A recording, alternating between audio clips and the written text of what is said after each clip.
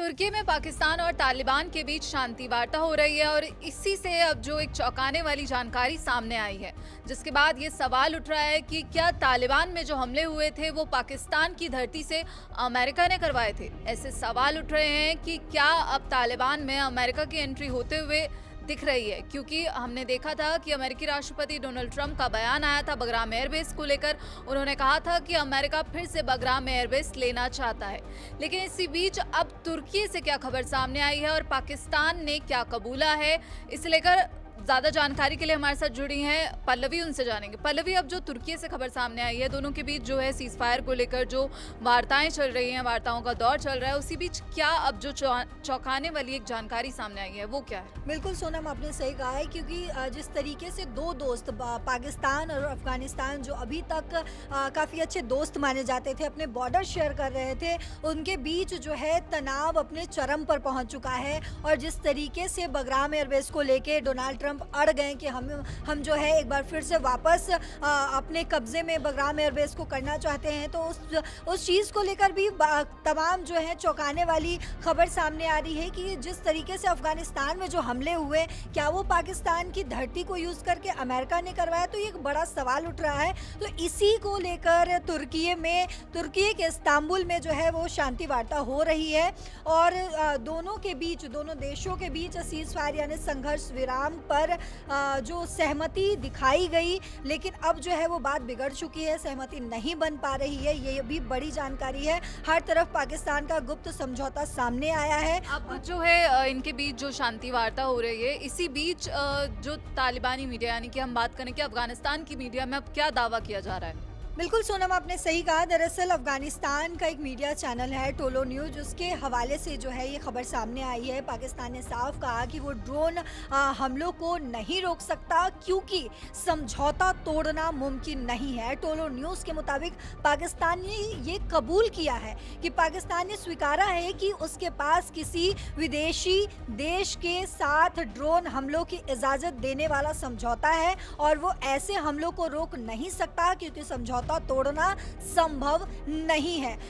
अब बात करें कि कौन सा देश है वो, तो उस पर भी आपको बता दें कि ये पाकिस्तान ने फिलहाल नहीं बताया है, किसी देश का पाकिस्तान ने नाम नहीं लिया है। लेकिन जो हमने बिल्कुल स्टार्टिंग में बोला, आपने जो बिल्कुल स्टार्टिंग में बोला कि ये जो चौंकाने वाली खबर सामने आ रही है, कहीं ना कहीं अमेरिका इसके पीछे है, तो ये बड़ी जानकारी है। क्योंकि हमने देखा कि बगराम एयरबेस को लेकर पल्लवी हमने खबर भी की थी कि अमेरिकी राष्ट्रपति डोनाल्ड ट्रंप ने चेतावनी दी थी।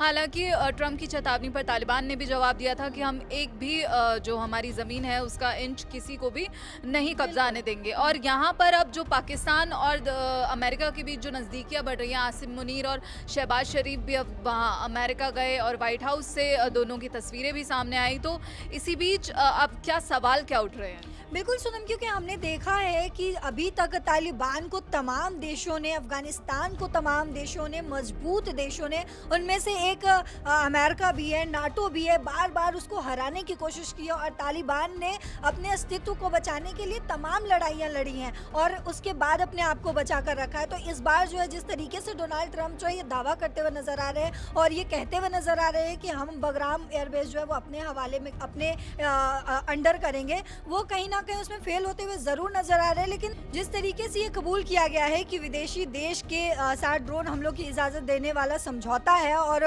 वो इस हमलों को नहीं रोक सकता, इस पर जो है अब ये बड़ा खुलासा हुआ है कि तालिबान इस पर बिल्कुल भड़क चुका है। और अब अगर बात करें टीटीपी यानी कि तहरीके तालिबान और पाकिस्तान के मुद्दे की, तो बहुत बुरी तरीके से इस पर अफगानिस्तान ने जो है, तालिबान ने जो है वो रिएक्ट किया है। इस पर पाकिस्तान का कहना है कि अफगानिस्तान को ये मानना चाहिए कि टीटीपी के हमलों का जवाब देने का पाकिस्तान को हक है।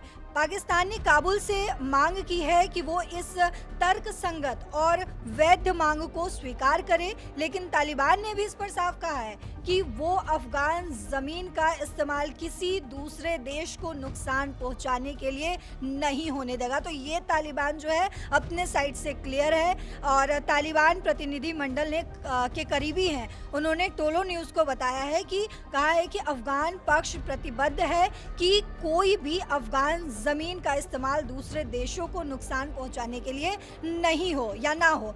उसके अलावा आपको बता दें, लेकिन तनाव जो है यहीं पर नहीं रुका है, तनाव जो है अपने चरम पर पहुंच चुका है। दोनों के बीच भले ही वार्ता हो रही है, लेकिन जिस तरीके से दोनों के बीच तनाव सुनम बनता हुआ दिख रहा है वो बहुत ही एक्सट्रीम लेवल पर पहुंच चुका है। तालिबान ने पाकिस्तान को सख्त चेतावनी भी दे दी है इस पर, और कहा है कि अगर सीमा पर नया हमला हुआ तो जवाब दिया जाएगा, वो रुकेंगे नहीं।